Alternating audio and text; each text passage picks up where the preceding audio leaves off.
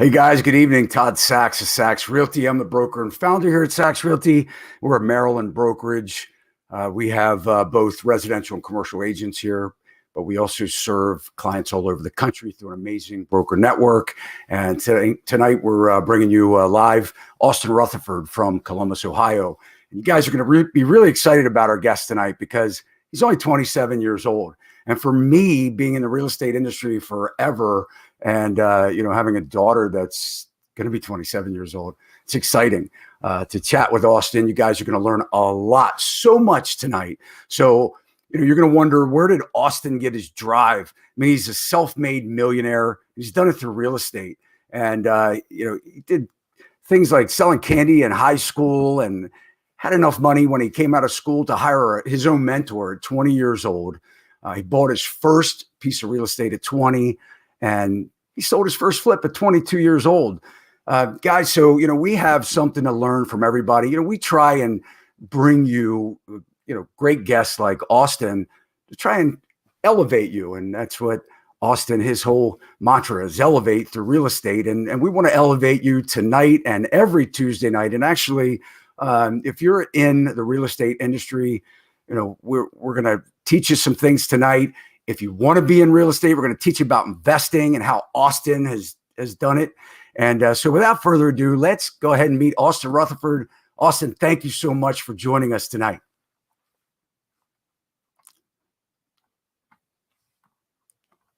I was on mute. Hey. Yeah, I was going to say, maybe it was my AirPods. No, I'm very happy to be here. Appreciate you having me on. So from a high level for a couple minutes, just tell everybody about you. Yeah, no, absolutely. So Austin Rutherford, born and raised in Columbus, Ohio. My original dream was to go to the NBA, be a basketball player. Things didn't work out on that side of things. I was actually living in Arizona at the time with the school out there, and fell out of love with the game. And, to a point where I really didn't know what to do with my life because basketball was my life. Ended up reading a book called Think and Grow Rich when I was 19, opened up my mind to the possibilities of making money outside of being an athlete or being a rapper. And ended up buying a rental property when I was 20 years old. It's a duplex that I still own today as a rental property. Hired a mentor at 21, flipped my first house at 22, made $107,000 net profit a week after my 22nd birthday, and reinvested literally every single penny back into the business. And over the last 5 to 6 years, we flipped hundreds and hundreds and hundreds of houses on about a $10 million real estate rental portfolio.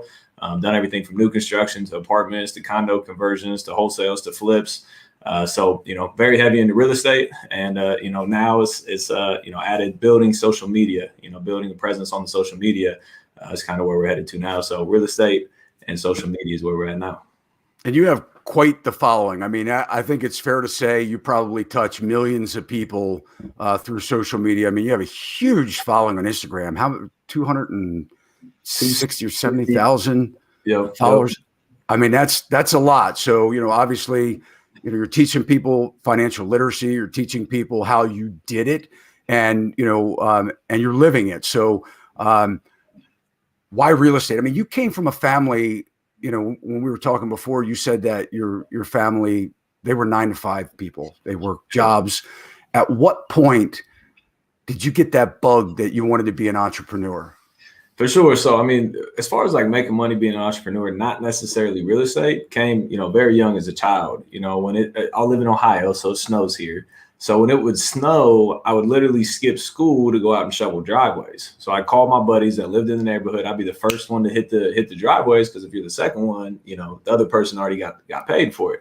So I would shovel driveways. I would cut grass. I door knocked the neighborhood to get as many lawns as I could in the summer. I made, there's these things called Buckeye necklaces in Ohio, and I made them and actually paid my buddies $1 a necklace to help me make them. And then I went to the Buckeye games and sold them for $5 a necklace. I flipped candy. I bought them at Sam's Club. I sold them in high school. So I just always had an itch for making money. I don't know what it was, but it's just always something that clicked for me from a very, very young age. So what turned it to real estate? Absolutely. So I read that book called Think and Grow Rich. If you haven't read it, I highly recommend it. It's literally the book that changed my life at 19 years old. And again, it opened me up to the possibilities of making money.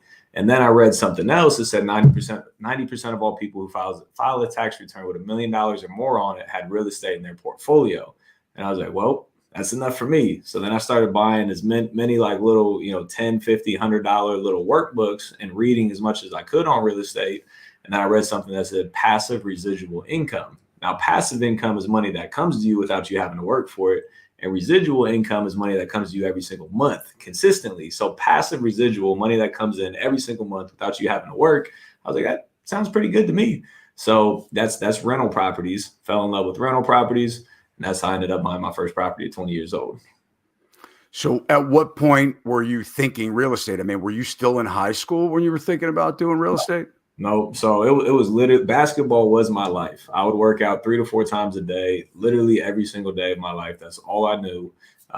Graduated from Columbus, went to Phoenix, Arizona to play basketball at a prep school out there. Led the team in almost every category, steals, rebounds, assists, everything. And I just started hating the game. Like I got to a point where I literally didn't want to touch a basketball anymore. So I was like lost. I was like, what do I do? And I started reading. That's how I fell into real estate. I was like 19 years old at the time when all that kind of came to fruition. So you didn't go to college? So I went to college because I promised my mother I'd get my degree. I grew up again, in the family where you go to school, you get good grades, you go to college, you get a degree, you go get a corporate job, you work your way up the corporate job, and then you hopefully retire someday. So that's how I grew up. And I love my family to death. I promised them I'd get my degree. So I started taking college classes while I was trying to start my real estate business. And I was like, I don't know, a year and a half in, maybe 2 years into taking classes. And I sold 2 properties in about a 90-day period and made $150,000 in profit. And I went back to my mom. I was like, hey, Ma, I'm never going to graduate college. I'm done. and she understood, she saw the whole journey, and she's like, I wouldn't expect anything different at this point.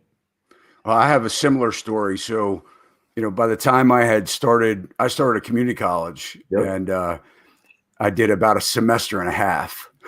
So, yep. I mean, I had already started a business too, straight out of school, and a contracting business, and I had employees, and I was sitting in business law class, and the professor was talking about, the different types of corporations, C Corp and S Corp, LLCs. And I'm sitting there going, man, I already have a corporation that I already set up. I'm like, man, so I literally went to lunch and never went back.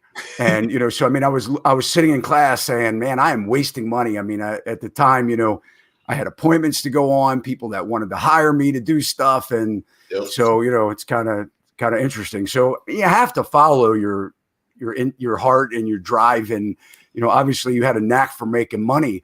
So let's talk, before we get into real estate, I'm really interested in learning about you hiring a mentor at 20 years old. Yep. Where did that come from? Who was it? How did you meet him? What did you learn? For sure. So so the first property I bought when I was 20, it was a rental property, and I didn't have any mentors for that. I just read books, created spreadsheets on Excel, and hopefully, ended up making cash flow on the deal. It ended up working out, but it was just kind of like a shot in the dark. And then after that, I was broke because I put all my money as a down payment on that property. Got licensed as a realtor, sold a couple houses, hated it. And then I was so at the time I was working valet from like 7 a.m. to 3 p.m. every single day, like 50, 60 hours a week, going to college full time and trying to figure out like how to start a real estate investment business. And I was driving into work at 7 a.m. one day, and some ad popped up on the radio, and I was like, hey, if you want to learn how to flip houses, come to our free, 2-hour seminar. Call 1111111. Pick up the phone, call them. I think like that weekend was the free 2-hour event. Went to that, and then from there they're like, hey, we have a 3-day class. It's $300 for 3 days of information. I was like, yep, I'm in that too. I was the first one to the back of the room. And then in that class, the 3-day one, day 2, they pitched their mentorship program. By the way, it was $25,000. And then day 3, you had to have money. So it was very, very quick turnaround. And there's a whole story to that. I don't know if we want to dive that deep. I'm happy to, but I felt that pull, like that was the moment for me. So I figured out a way, how to make it happen at the end of the day. So did you pay the $25,000? Yeah, I did. So like I said, that night you had to have the money, right? And I just spent all my money on this rental property. So I didn't have that much money in the bank, you know, a few $1,000s maybe. So I went home. I don't recommend doing this, but I went to AmericanExpress.com and applied for a credit card. Told them I made $100,000 a year and I had an 800 credit score. They didn't verify any of that. They just took my word for it. And they gave me a $15,000 line of credit. So I had 15 of the 25 grand. So I talked to my mom, my aunts, my uncles, my cousins. I called everybody in my family that I thought, you know, had 10 grand to lend me. And everybody was like, no, you know, if it sounds too good to be true, it's probably going to be too good to be true. You know, just stay in college, keep, you know, go graduate, get good grades. And then everybody went to sleep. So I was literally, at the time I was living in my parents' house, and I genuinely literally crawled under my parents' dining room table. I like crawled between the legs in the chairs and just laid under the table and literally started bawling my eyes out because I felt like I was missing out on an opportunity of a lifetime. You know, a lot of people see an opportunity in their life, but they never take action on it. For me, like that was it. I was going to make it happen. And thankfully, you know, my parents heard me crying and came down, you know, seeing what I've done with my life, believed in me, saw that I was serious, ended up lending me the other $10,000, you know, swiped my credit card for 25 grand the next day. And thought I was going to get rich overnight. Didn't necessarily happen like that, but you know, that's how the first mentor came about. That's a great story. You know, I tell people, and I mean, you have to invest in yourself, in your career. You know, I deal with real estate agents all the time, and you know, they come and you know, there's a high attrition in the real estate business. A lot of people get their license, and we're going to talk a little bit about being an agent in our show here tonight. But they come very undercapitalized. You know, they expect that they're going to get their license. And I guess in any business, really, the number one reason that they fail is that they're undercapitalized. But the biggest thing is they don't necessarily spend the money in the right fashion. So, you know, you taking that leap really probably solidified. I mean, you obviously had the drive to learn about real estate. Spending that kind of money and having people invest in you to get it done, you know, probably really made you want it even more. You know, you couldn't fail, right? Is that a fair assessment? I mean, right. So let's talk about your first real estate deal. You say you bought a duplex. Yep. And you still have that today. And so what was the story? Did you live in one of the sides and rent the other? So I didn't know what house hacking was at the time. You know, I didn't know what it meant. So I didn't know you could buy a house for a 3.5% down payment. You know, knowing what I know now, I absolutely would have done that. But I just thought you had to buy it as a rental property, as an investment property. So, you know, I never lived in it. I bought it already turnkey, rented out, fully renovated, you know, put 20% down on it. And I literally spent all my money that I've ever saved in my entire life. And I think we were making like $1,100 a month on it or something, which was a ton of money to me at the time. And so we put 20% down, financed the rest, and, you know, just kept it as a rental property. And you were 20 at this point? Yep.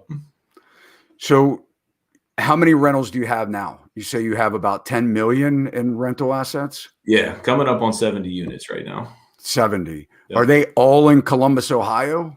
Franklin County, but yeah, all in Central Ohio. Wow, that's pretty impressive. I mean, do you manage them yourself? No, so we have a property management company. My office building that we have our office in, it's 6 units.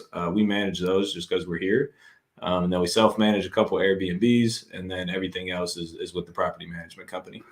And are they single family houses, multifamily? How does that break down, those 70 units? Yeah, so I got an 8-unit, 2 6 units, a whole bunch of doubles, and then a bunch of singles. And what do you like best? All of them. They all pay me at the end of the day. Yeah.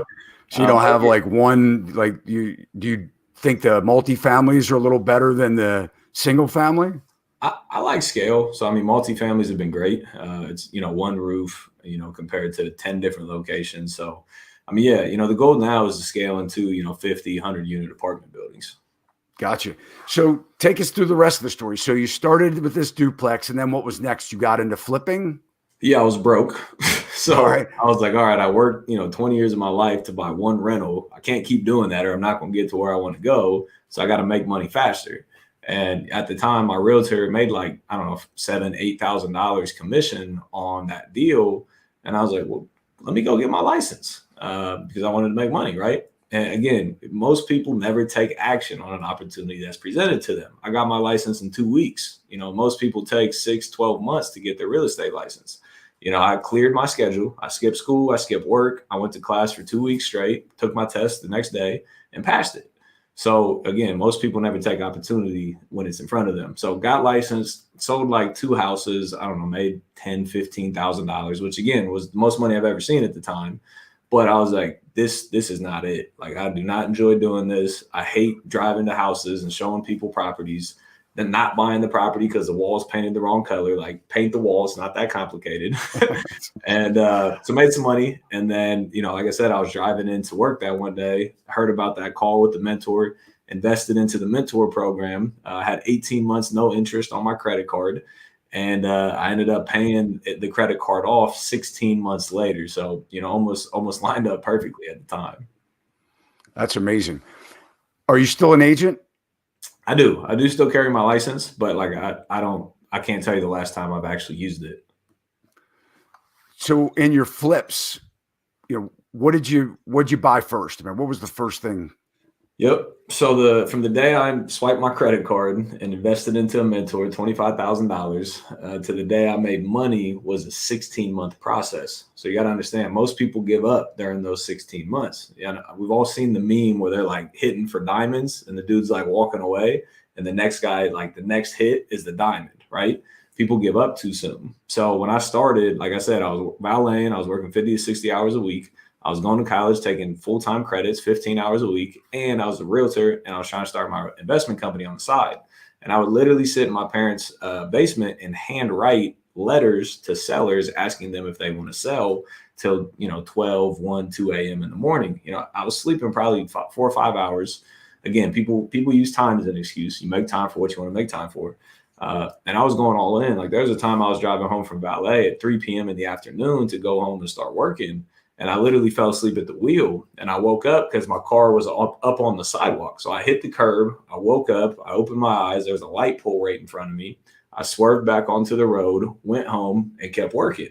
So, again, people make time for what they want to make time for. If they don't want to put in the work, that's their fault. But ended up finding a property 10 months in, raised $250,000 in private money from a private money lender to fund the entire deal, renovated the deal, got through it, learned a lot of lessons, sold the deal, and made $107,000 net profit 16 months after, the day after I hired a mentor. And then you've said that you've done hundreds of flips. So do you have an exact number on that? I don't have an exact number. Kind of lose count after you hit a couple hundred, man. It's at least 250. It might be pushing like 400, but somewhere in between there. And your girlfriend's a real estate agent too. Can we talk about Pamela? Is that how you met her? Did you meet her at the real estate brokerage? I did not. So she always wanted to be in real estate when I met her. And then obviously I'm in real estate. So I just kept talking real estate. And, she finally took that leap of faith and got licensed as a realtor. I think she sold 13 or 14 houses her first year without any of mine. Most people just think like I'm handing her stuff. Like, she sold 14 of her own houses without anything to do with me. So, she got into the game. Does she help you now? So we had a little disagreement about that. So she got licensed and she came home and she was all excited. And she was like, yeah, I'm excited. Like, when am I going to start listing your houses? And I was like, never. She was like, what? I was like, never. Like, what do you mean when? Never. And like, she didn't like that answer. And I could have said it a lot more polite at the time. But to me, like, I don't want to have to bring work home and fight with you over something that you missed. Like, I pay people for a service and they need to perform their service. And if they don't, we're going to have a problem. I don't want to have that problem with you. And when I explained it to her, she understood. But again, I probably could have said it a little bit nicer. It makes sense, though. I mean, it's good to have that separation. Do you use agents for buying and selling properties, or do you do it yourself? You represent yourself? No, so don't represent myself. So agents sell the properties that we're selling. If we're keeping them as a rental, we just refinance them. But agents sell them, and then I've only bought like 2 or 3 houses off the MLS in my career. Everything else has been off market. So there's been no agents involved in those. But even rarely when we do make an on market offer, we either make the offer through the listing agent or we make the offer through one of our listing agents. So I really don't use my license. I tell people that all the time too. I mean, it's so good just from a liability standpoint to have that layer of in between you as the investor and the buyer, because it's kind of like, and I've sold my own deals, so the buyer's agents, the buyer's agent calls you up and they're like, hey, we're going to offer you this, and I'm like, are you crazy? Like, no, I'll never take that, and it's nice to be able to have that, don't get personal about it. Let's just let the freaking agents do their job. Yep. And when you're talking about the commission, I mean, you got to be willing to give some of that up. Right. So I'm always about, letting, and it's funny because before I started my own brokerage, I worked, at another brokerage, and my broker would get mad. He'd be like, you're flipping these houses and you're letting another brokerage even do the deal. Yep. I'm like, man, if they bring me the deal, and I buy it, I'm going to turn around and let them sell it. Yep. And that encourages them to call me up when they have something that they think I'm going to buy. And they're like, hey, I got this deal, and if you want to come and look at it. So, it was more about the relationship. You really have to pick your profit centers. Where do you want to make your money? I don't recommend trying to get it all. Let those agents, do the work. So let's start talking about how other people can get into this. So, Austin, you said that you don't buy deals. Now, today's kind of weird. Today's market is not like it was. I mean, we had that crash of 2008, and that was a while ago. But it was a different time. Houses sat on the market, and you could actually get the deals, because of the days on the market. Now things are selling in hours, and 20, 30 offers. And ridiculous, 100 showings and things like that. So let's talk about, somebody wants to get into the business. How do you find the deals? Absolutely. So we kind of touched on this earlier, like investing into yourself. So there's 2 things that I spend a lot of money on. One is on me. I spend a lot of money investing into my education, mentorships, masterminds, all that stuff. The second thing I spend the most money on is marketing. You don't own a real estate business. You own a marketing business. Real estate just happens to be your product. Any business you're in, by the way, it's always a marketing business. Even if you're just a realtor, you market to get clients. That's it. If you don't have clients, you don't have any listings. So you're in the marketing business. So that's how we get deals. So we buy lists of potentially motivated sellers, whether that's a high equity list or a tax lien list or a vacants list or anything that could potentially have motivation.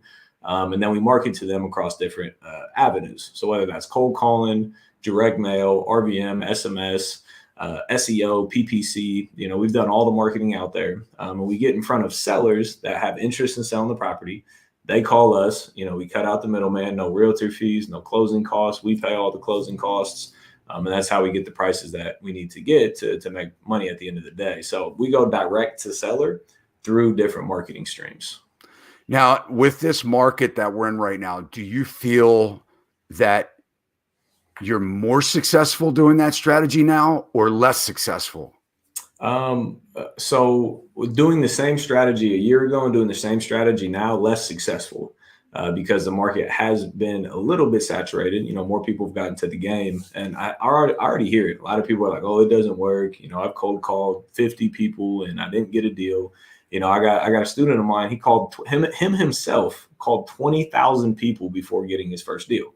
He made 20,000 dials on a cell phone, not a power dialer, on a cell phone to get his first deal. So again, people give up on themselves too much. But yes, now compared to a year ago, we do have to do more calls. We have to do more direct mail. We have to do more RVM to get the same amount of deals.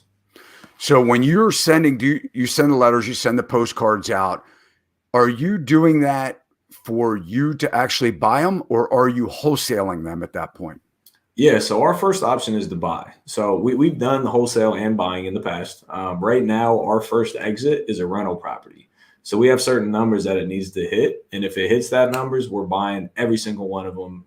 Like I'll buy 100 of them tomorrow if it hits the numbers. If it doesn't hit the number, if it's less than a $50,000 rehab, quick in and out, we can turn a $50,000 rehab in 30 to 45 days and then sell it and get out of it in about 90 days. So 90-day turn time, small rehab, we're going to buy it and renovate it and flip it. Now, or if we get a property that's like $100,000 rehab, we're going to wholesale that one, because I don't want to be tied up into deals for extended period of times right now, because we don't know what's going to happen, in my opinion.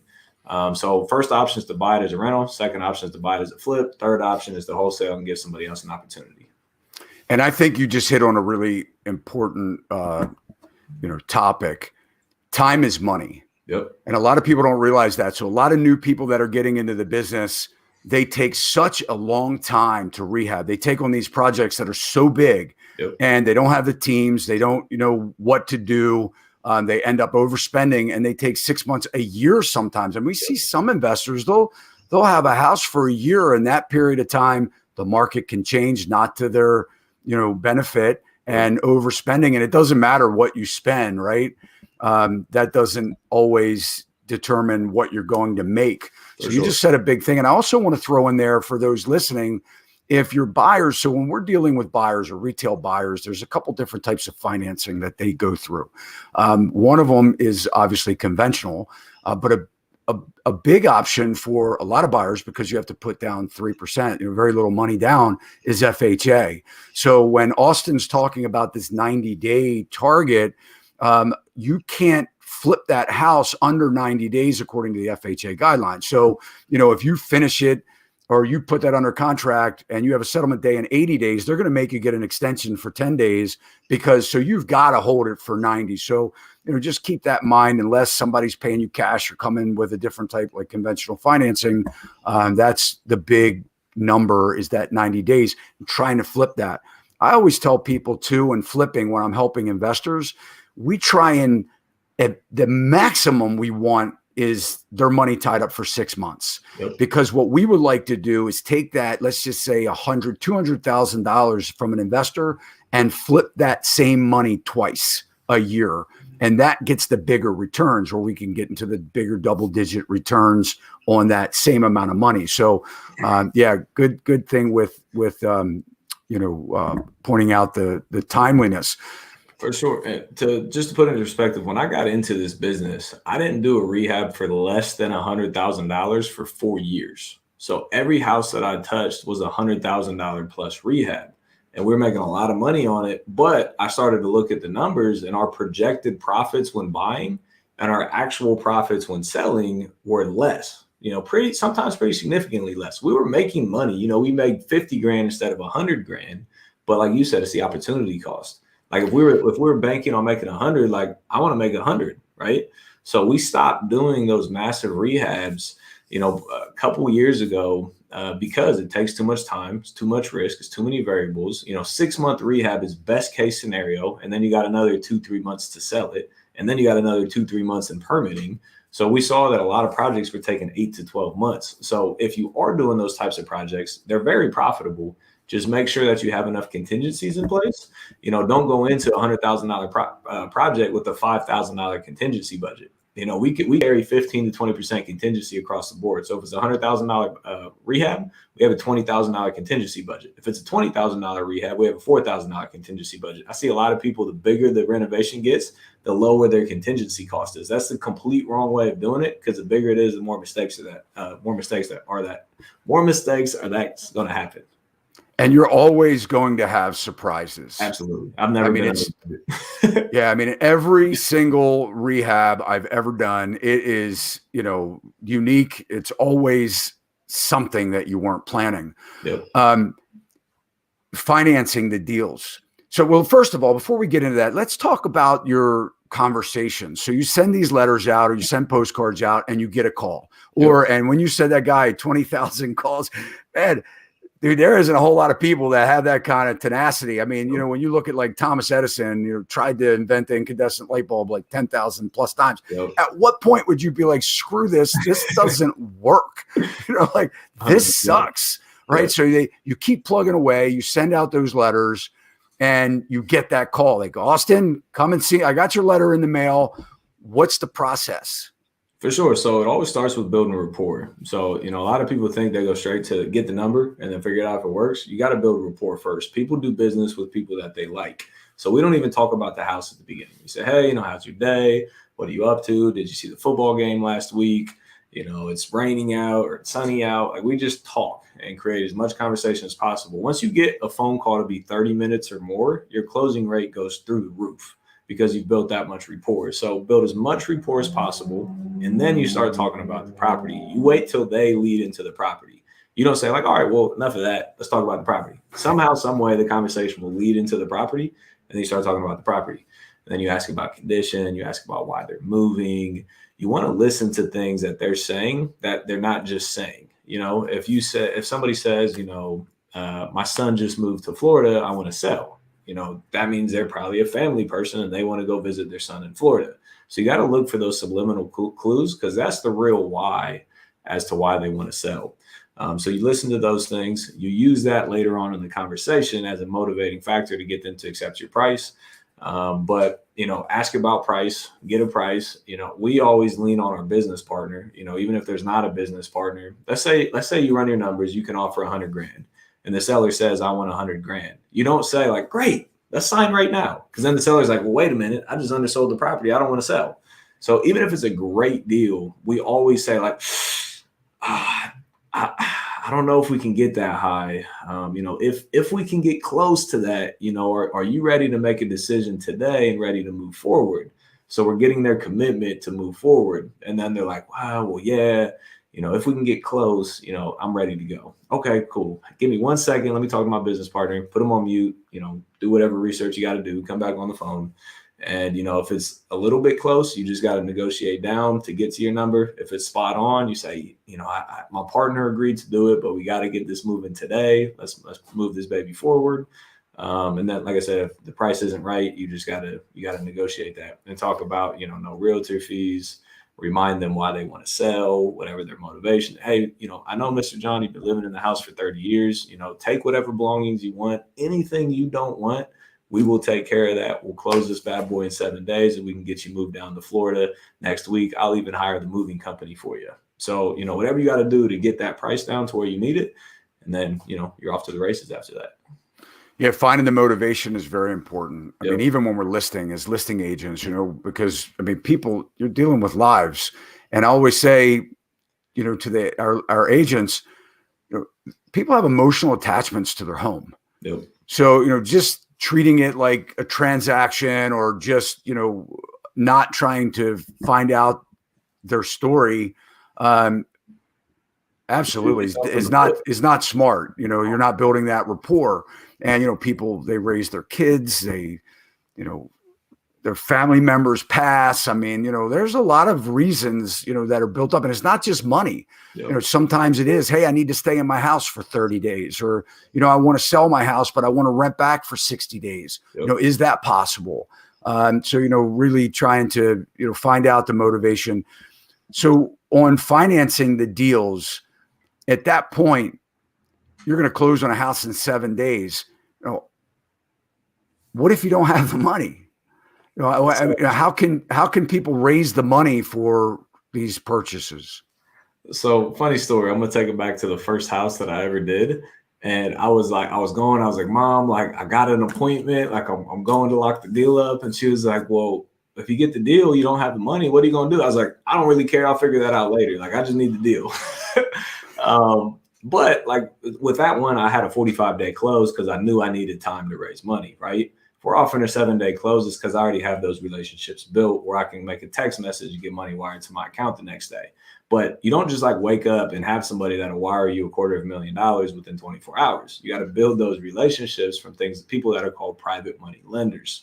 So, if you're buying a house that is fully renovated and you're moving into it, you go to a bank. You get an FHA loan, a conventional loan, a VA loan, whatever it is. That's who you get financed through because that's what they're in the business of financing. Nice, livable properties. Now, if you're going into the investment side and you're buying a property and you're getting a discount, it's probably because it needs a lot of repairs. Banks won't finance those properties. Some of them will, like on 203K rehab loans, but that can be a nightmare in and of itself. So normally there's two things to finance investment properties. It's hard money lenders or private money lenders. So you can Google like hard money lenders, Maryland, or wherever you're at, and a whole list of them will come up. You pick up the phone, you call them. These are institutions that lend money. So they have the same guideline, not the same, they have the same underwriting that traditional banks have. They run your credit, they check your history, they pull your bank statements, they ask about your experience. There's qualifications that you have to qualify for to get money from them. And on top of that, they're usually only going to give you like 80 to 90% of cost on the project. So if you're buying it for 100 and you're putting $100,000 into it, 200 grand, they give you 90% of cost. They give you 180. You still need to bring $20,000 to the closing table. So if you're like me, I didn't have 20 grand. So I needed 100% funding. So what I did is private money lenders. They're private for a reason. You can't Google private money lenders. If they're Googleable, they're not private money lenders. So private money lenders are literally people that lend you money. So it's 100% relationship based. You literally go out there and you meet them and you present them an opportunity to invest with you. The easiest private money lenders are friends and family. A lot of friends and family don't have money though. If they do, great, you're good to go. If not, you actually have to go out there and talk to people and get outside of your shell and build those relationships. So like literally, it's called digging your well before you're thirsty. I talk money to every single person that I meet, everybody, because I want to know if they want an opportunity to invest with me. When I raised money for my first deal, I saw it as me asking them to believe in me.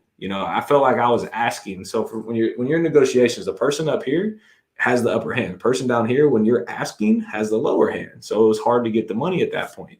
But when I changed my mindset to truly understanding the power of private money and giving people an opportunity of a lifetime to invest with me, that's when raising money became easy, because I knew like I had the gold, I had the opportunity, and you do. There's very few places in the world that you can get an 8, 10, 12, 14% return secured by an asset on 70 cents on the dollar.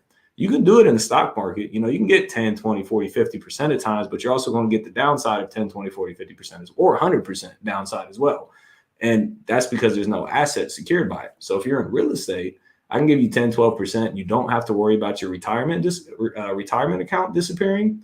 That's an opportunity of a lifetime. I've literally had people text me and thank me for retiring them earlier and thank me for doubling their retirement so they can actually live and travel and do the vacations that they want to do. So when you change your mindset from asking to giving an opportunity, raising money tends to become a lot easier.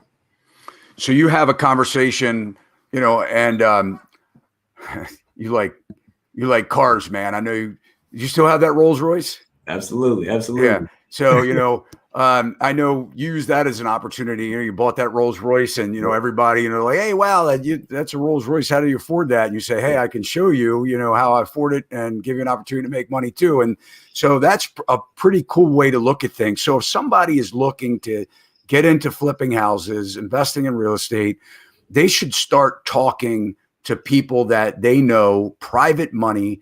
Stay away from the hard money, because you have to go through a lot of the qualifications the same way as a bank. Start talking to people that have money. Do you pull them together? So if you need 200,000, would you go out and ask 10 people for 20,000? Or are you just looking, when you're starting out, are you just looking for somebody to give you 200,000? So when you borrow money, you got to be very careful. So if you pool money, which is the definition, you got to register with the SEC. Otherwise, you're going to prison, not jail, prison. So don't pool money. But what you can do is you can put multiple loans on a property. So just like banks, you can put first liens, second liens, third liens. So you're not pooling it into one, you're layering them. So you are allowed to do that. A 200 grand, 20K piece, 10 loans to me is like, a lot. It's possible, but that's, how do you explain to someone, hey, you're in 10th position, you might not get paid back. It's just a hard conversation to have. But I've done for sure in the past 2 loans, like if we needed 200 grand, I would raise 150 and 50 and then put them in first and second. I've done that many, many times in the past. Gotcha. And can you tell us how you structure them? I mean, what kind of interest rate do you offer them? I mean, do you give them, anything on the upside? Do you give like a minimum that they're going to make? Yep. No, great question. So when I first started raising money, I led with 12%. I was like, hey, I'll give you 12%. And like 12%, you got, again, going back to the opportunity thing, they thought 12% was so high, they thought I was a fraud. I was like 12%. They're like, oh, this has to be a scam. Like, there's no way you can pay that much money. Again, opportunity if it sounds that good, right? So I don't lead with interest anymore. I ask them where their money's currently invested at and what are they earning currently. So, if your money's in the stock market, great. What has your stocks done over the last 5 years? What's your average return? 5%? Is that before or after fees? Because after fees, it's like 3%. They don't even know that. So you got to educate them on how to get the real ROI. And let's say their stocks are at 5%. And you say, okay, great. If I presented this opportunity to you, again, not if I asked you for this money, if I presented you an opportunity to invest with me, what would, make you happy? What type of return will make you happy? And they might say, well, if I could get 7%, that'd be great. Boom. Now you're at 7%. So try not to lead with an interest, try and figure out where they're currently invested at, what return they're making, and try and beat it a little bit or match it. And then hang on the point of them being actually secured by real estate. But just generally, we pay 8 to 12% in interest normally. But again, don't lead with those numbers. See where they're at. But that's kind of the sweet spot for us. They don't get any percentage of the upside. I have people call me all the time like, hey, I'll give you the money. I want 50% of the deal. And for me, I'm not doing that because I have access to tens of millions of dollars. For somebody new, it's not the cost of the money that's important. It's the availability of the money that matters. So if you're in your first deal and you have to give somebody 50% of the deal, do the deal. And then guess what? The next time you raise money will be a million times easier because you already have a track record and you have a deal that you can show them that you've profited on. So, at the beginning, it's not the cost, it's the availability. But for me, once you start raising money, we don't give equity percentages. Large multi-family will give an equity stake in because you got to raise more money at the end of the day. But singles and doubles, we do not. And we guarantee 90 days. So if we flip it in 60 days, we guarantee a 90-day interest minimum on it. Interesting. A lot of people will lend the money, but they say they want it for the year. So if it's 9% or whatever, they'll give you $100,000. That's what they want, no matter what. You sell it in 60 days or 90 days, they still want that 12 months of interest. And we do see a lot too of people that are saying, hey, I'll give you the money, but I want 50% of the deal. I mean, that's a common thing, right? You're out there, you're doing all the work, you've got, and all they're doing is putting up the money. And then, but I will say, if there's no profit, then they bear that risk too, right? So that's a high risk that, hey, you do something like that where you share in 50% of the profits. If the profit's $500, you're getting $250. So, So that is a downside with raising. I've lost $30,000 on a deal before, and my lender made $27,000 in interest. So, exactly what you said. If you're paying an interest rate, you pay the interest rate no matter what happens. There's no splitting losses. You eat that 100% yourself. But to put into perspective, hundreds of houses, I've lost money on 2 houses for a total of $37,000. So, for me, liability risk, I don't want to give equity because I know I'm going to win way more than I'm ever going to lose. So do you always pull permits on your projects? Yes. So if we're painting carpet, no, because you don't need to. But if we're rewiring a house, for sure, because I don't want that liability. If we're re-HVACing a house, yes, I don't want that liability. If we're replumbing a house, yes, I don't want that liability. If we're changing a shower head, no, because you literally twist it off and twist it back on. But if you do get into the stuff that requires permits, it's a liability issue. I got a friend right now, he had 6 projects that got shut down by the city for not pulling permits. By the holding costs and permitting costs and rework costs. It'll end up costing them about $70,000 to get through these stop work orders. So if you don't pull permits, you run the risk of serious loss of money. So yes, we pull permits when it's required. And I'll add to that too. I mean, a lot of times the banks are asking the question too. The appraisers or the agents on the other side. So they're going into a completely renovated home and they're looking online. A lot of it's online now, and they're seeing that, there's no permits pulled. And, it doesn't necessarily mean that you're going to be in trouble, but it can definitely hold you up, where you have to file at that point. and now you're delayed. Now you have more time. You may be opening up walls or getting certifications from engineers and a lot of stuff that, really isn't fun. So you definitely, I always recommend pull the permits, do the time.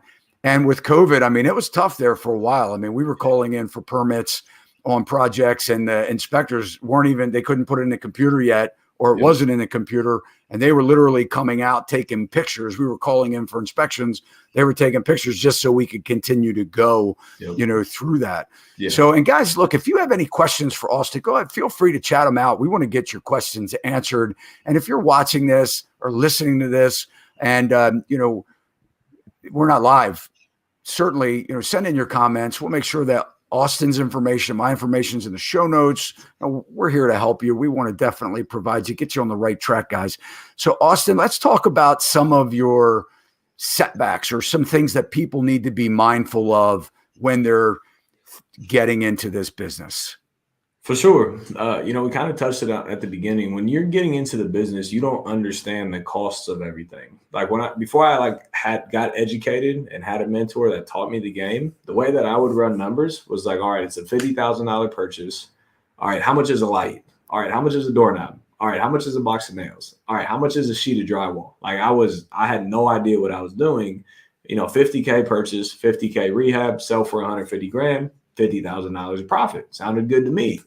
No, it's not what happens. You got interest costs, you got holding costs, you got insurance costs, you got utility costs, you got realtor fees, you got title fees, you got a whole bunch of fees. Of that $50,000, you might walk away with $25,000, $30,000, $35,000. So at the beginning, you have to make sure that you're accounting correctly for numbers and that you have the proper contingency budget in place if you go over budget on the rehab, because I promise you, when you're starting, you're going to miss things on rehabs. I still miss things today, and I've done, tens of millions of dollars in construction. You're going to miss things. So you got to have proper numbers. You got to have proper contingencies in place. And the other thing that eats people alive that most people don't talk about is the holding costs. So if you're planning on holding a property for 90 days and you hold it for a year, that can screw up your budget massively. There's projects that we do where we have $15,000 a month in holding costs. So if you go 10 months over budget, that's a $150,000 swing. That can be huge. The smaller the project, the less the holding time is, but the smaller the project, the lower your profit is as well. So usually it's the same percentage across the board. So you got to make sure you're properly estimating the hold time so you don't get stuck holding the bag. And I always say there's three types of investors, when and I'm trying to figure that out. People are saying, how do I get involved? I want to invest in real estate. So there's three kinds.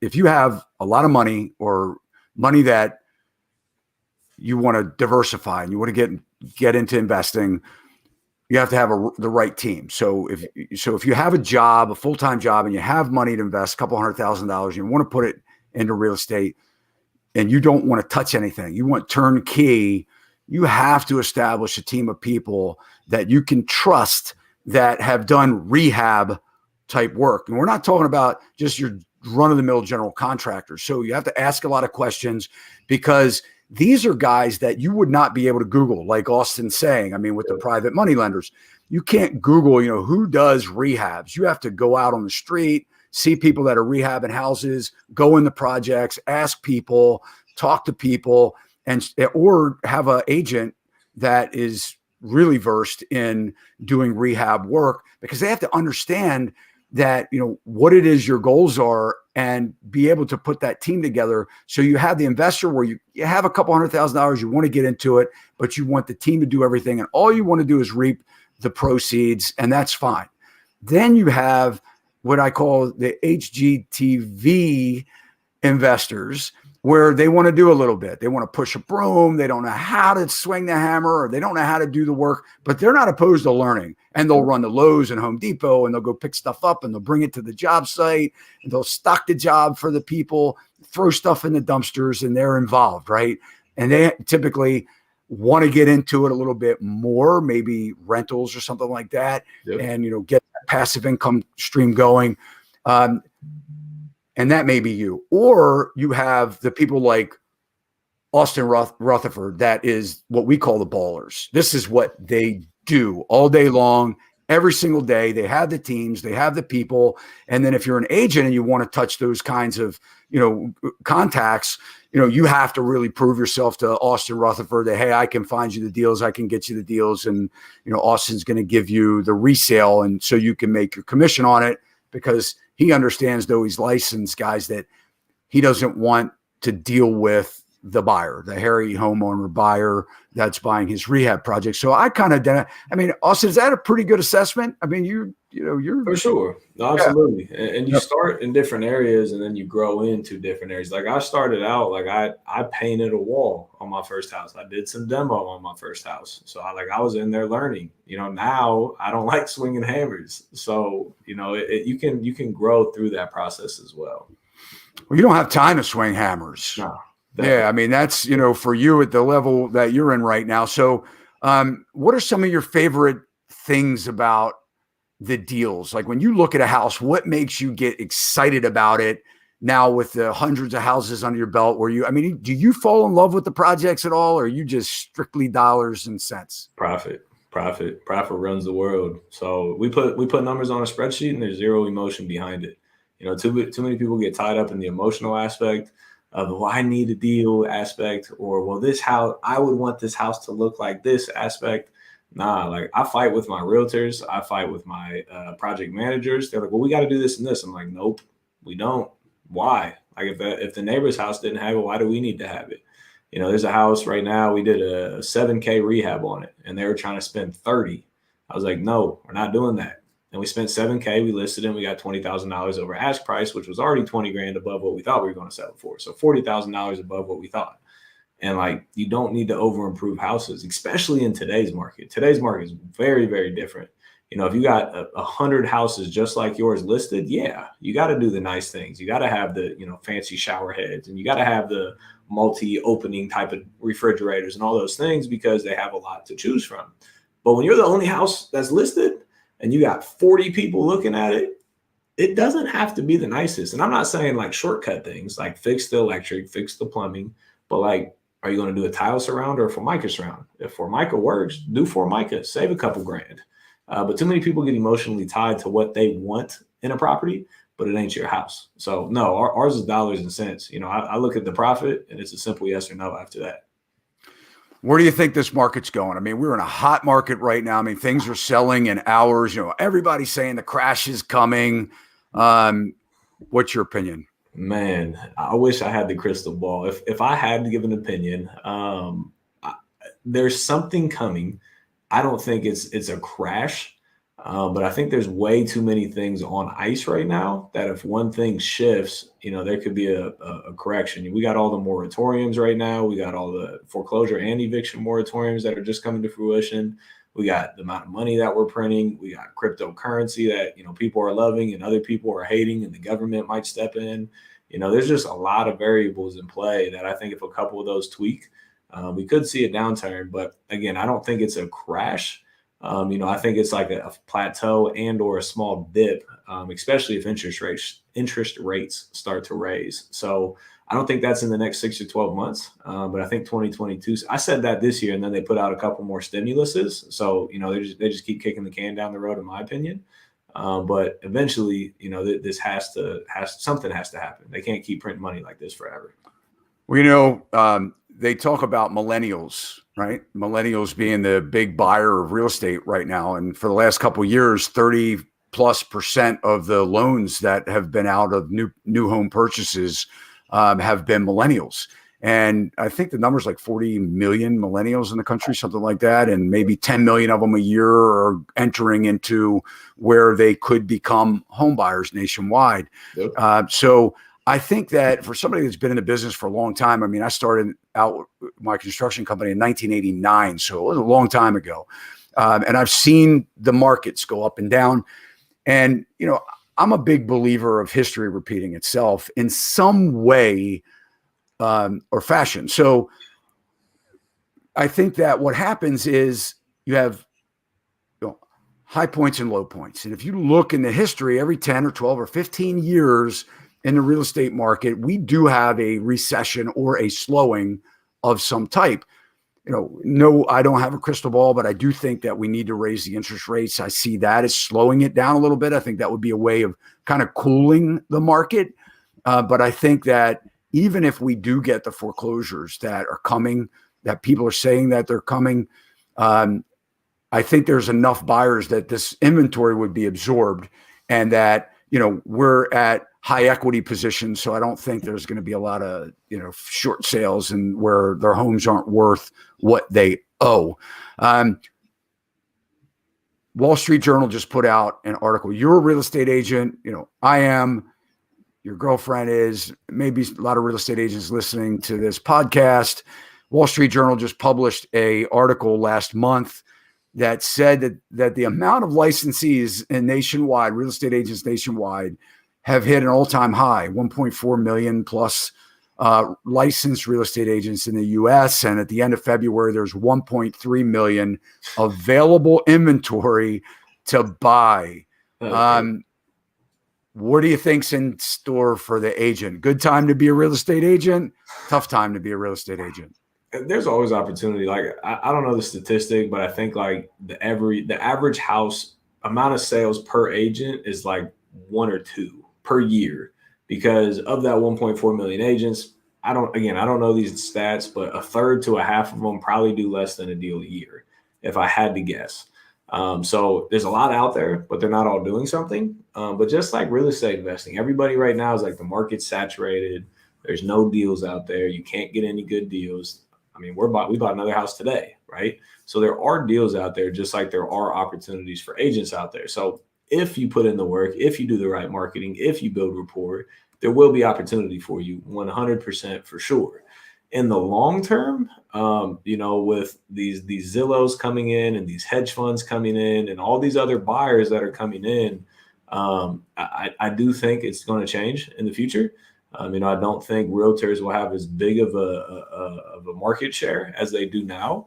But again, like, to be completely phased out, that's a long time away. And until we get there, for the right people, for the people that put in the work and have the connections and actually care, there's still going to be opportunity for them for a long time to come.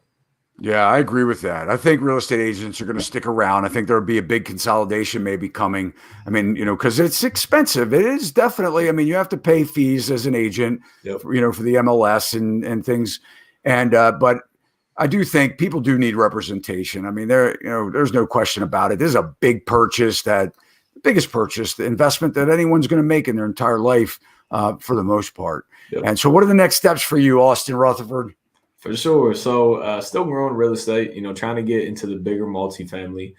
Biggest unit I have right now is an 8 unit, looking to pick up a 20 or a 50 or 100 sometime this year. So that's definitely a goal this year. And also, like I said at the beginning, I've been focusing a lot on building my social media brand, whether that's through Instagram or TikTok or YouTube, or whatever the platform is. I believe in I believe 2 things in the future. One is social media. I believe that eyeballs is the equivalent of currency into the future. Sponsorship deals, those things are going to go away from sponsoring like arenas and sponsor individuals, in my opinion. 2, I think that cryptocurrency is going to skyrocket, because I think that's where the world is going, to an online tech phase. So that's why I'm spending a lot of my time right now as well. But real estate has created the most millionaires ever. We're not walking away from that. Still doing deals, just trying to diversify into those 2 other avenues as well. And your social media, you're teaching people, talk about your training program. So you're actually teaching people how to do what you've done. Yeah, no, absolutely. So as I've grown on social media, I've gotten messages and then more messages and then more messages, and everything that I've created has came from people asking me for help. I can't even tell you how many messages a day I get right now, hundreds and hundreds and hundreds of private messages every single day. So everything that I've created has came from people asking. So I started off with the YouTube channel. So I dropped 3 videos a week on my YouTube channel. There it is. That was right on cue. I got hundreds of videos on the YouTube channel. So that's, as much free content as possible to help people. People I've met in public have told me they bought houses from the YouTube channel to thank me for it. And then people watch the YouTube channel and are like, hey, this is great, but I need more help past that. So we have a coaching program as well called the Real Estate Blueprint, which is the step-by-step how to wholesale, how to raise private money, how to flip houses, and how to buy rental properties, which is the pinnacle, in my opinion, of owning real estate, because that's how you get paid for the rest of your life. So the Real Estate Blueprint is a course. It's less than $1,000, but that's kind of a step-by-step how to get into the game. So those are kind of the products, and then social media is what we do to pump as much content to help people, to inspire people, to motivate people, if people are interested after that, to help point them in the right direction and try to educate them. Yeah, like I said, we'll drop all of your links in the show notes. You're amazing. I mean, it's so refreshing to see someone 27 years old, ladies and gentlemen. I mean, Austin is, not making excuses out there. He's plowing ahead. He's finding a way. I mean, I hope you've learned a lot from Austin tonight. I mean, the biggest takeaways is, that I'm getting, is really education, educating yourself, not necessarily on, and I'm not saying don't go to college. I mean, I think that for many, that's essential. It wasn't as important when I was growing up that you go to college. But nowadays there's a lot of pressure. But, one thing you have to learn is that, formal education will get you a job. Self-education or taking it that next step really makes you a fortune. And, I wish I would have started, Austin, at your age, doing sooner.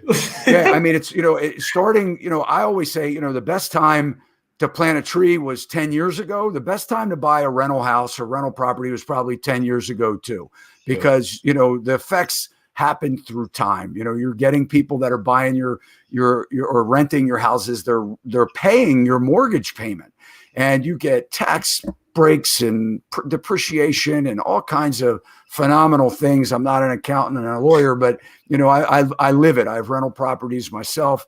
And Austin, thank you so much for your time tonight and sharing your story. Absolutely. And just to put into perspective for people, like you said, the education side, right? Most people think that college is the only option. I don't necessarily believe in college 100% for everybody, but I do wholeheartedly believe in education. I spent $107,000 in 2019 on my education, on mentors, going to masterminds, learning from other people that are in a position that I want to be in. I spent $79,000 in 2020 on my education to help build me, to educate myself, learning from people that are in a position that I eventually want to be into. And I'm not talking marketing budget here.